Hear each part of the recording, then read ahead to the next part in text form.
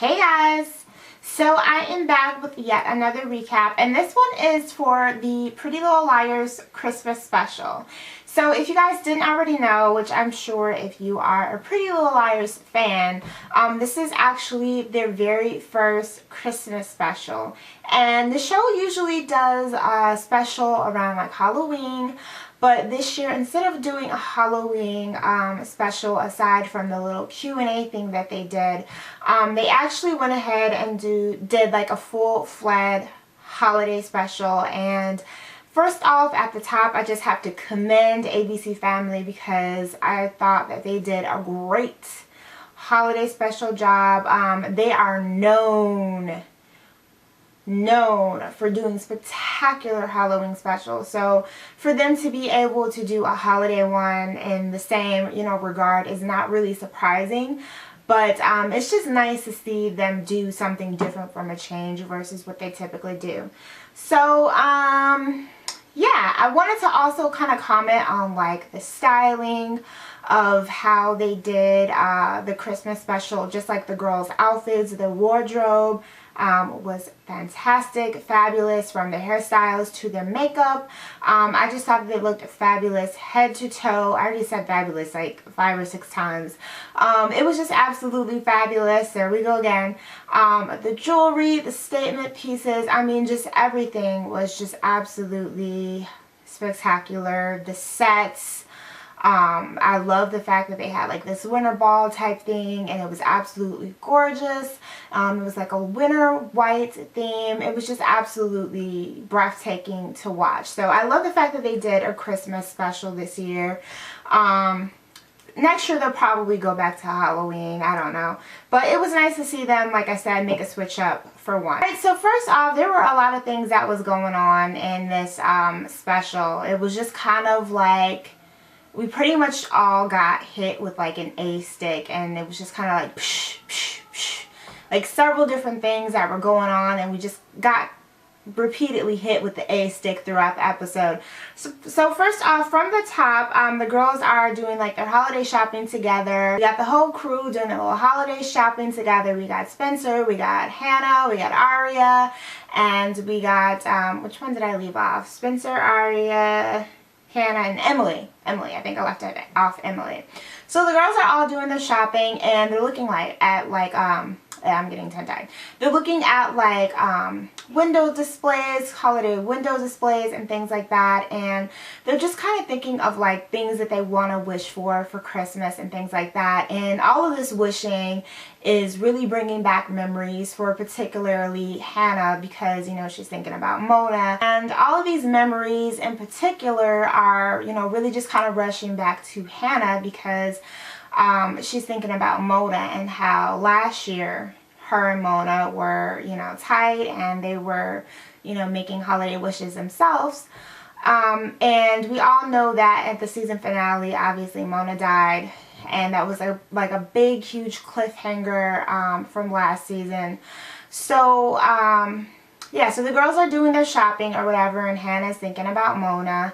And this like lawyer guy comes over, and he has like this envelope for Hannah, and he's like, this is from Mona, she told me to give it to you after 30 days after she had passed away. So it's been 30 days. So Hannah gets the letter, or she gets the envelope rather. She opens it up, and there's a letter inside, and the letter is just like saying, don't give up trying to find out who A is, don't give up, try and solve, the mystery, blah, blah, blah, blah, blah. Basically figure out who A is.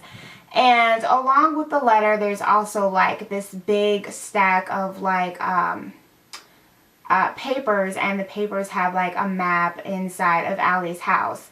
And of course there are like secret passages and just like hidden areas that Mona knew about that are located in Allison's house. And she's like telling the girls, basically pretty much look in the house.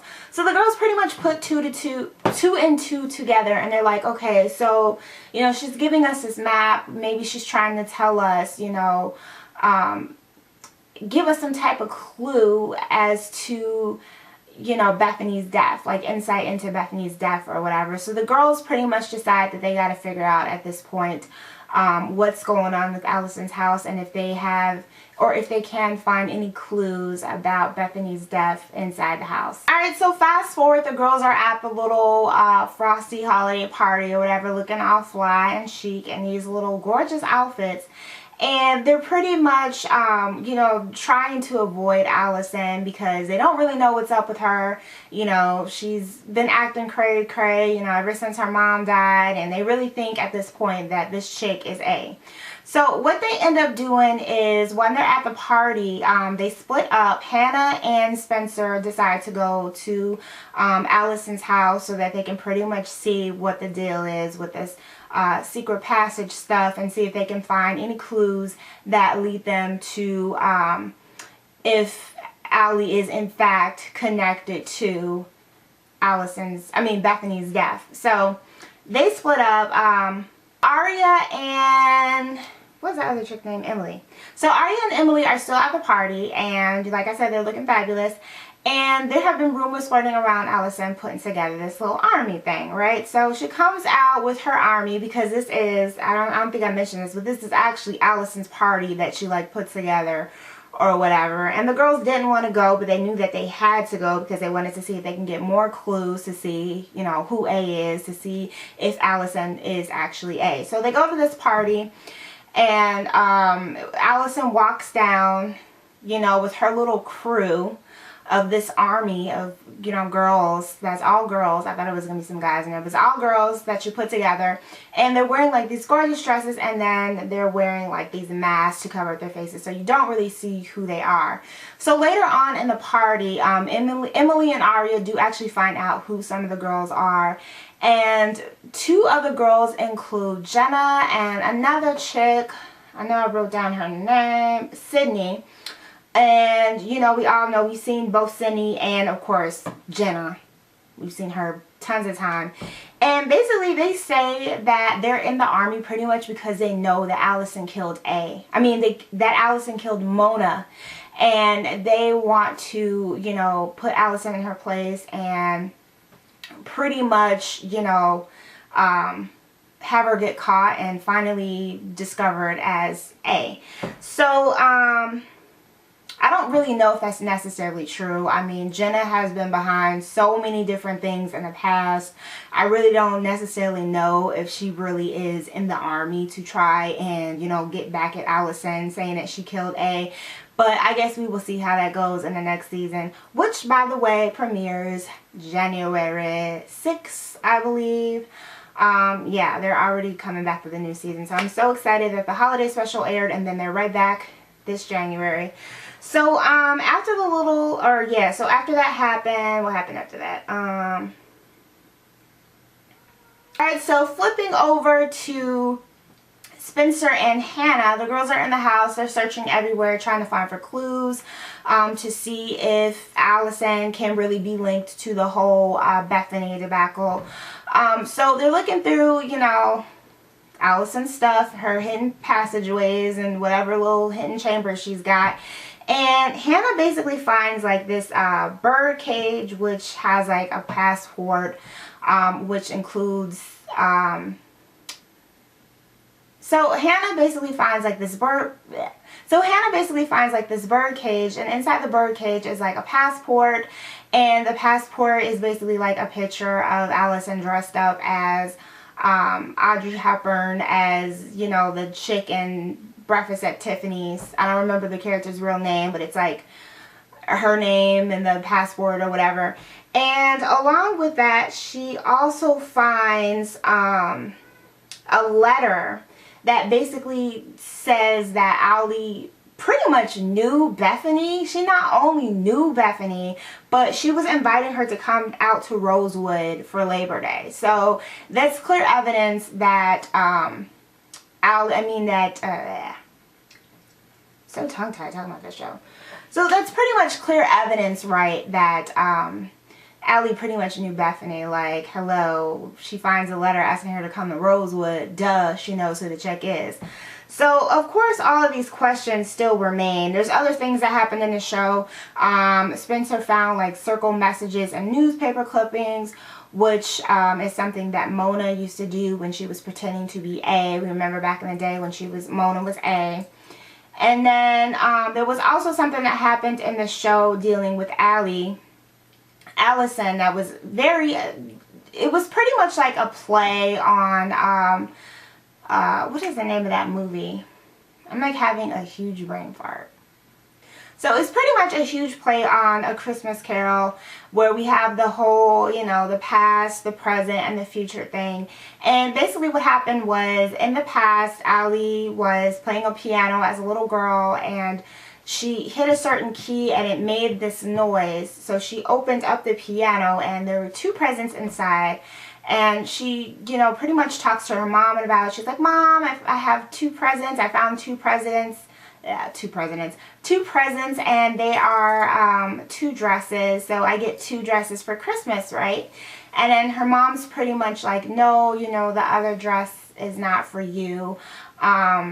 And we don't want Daddy to know that the other dress is there. So pretend that you pretty much did not see the other dress and that you only saw one dress. And little Allie was like, okay, you know, like her mom had her basically like, repeat after me, you only saw one dress. And the little Allison was like, I only saw one dress underneath the piano. So pretty much her mother was starting her off at a young age lying. And, you know, we all know Allison's character is a big liar on the show, and she lies about everything. And not only that, but she likes to play tons of games, which is why her friends all think that she's A now. So that's what happened in her past, and then the present was obviously everything that was going on in the party. And then the future was really just grim and bleak for Allison. It started off with this just coffin in the middle of a dark room, and she opens up the coffin, and of course it's her. And then her mother comes out and basically says that they're coming for her. And, you know, Allison, I don't know why I'm laughing, but just the way her mom just said it was just so, like, creepy. She's pretty much just like, you know, they're coming for you, and I tried to stop them, you know, something like that, but they're coming for you.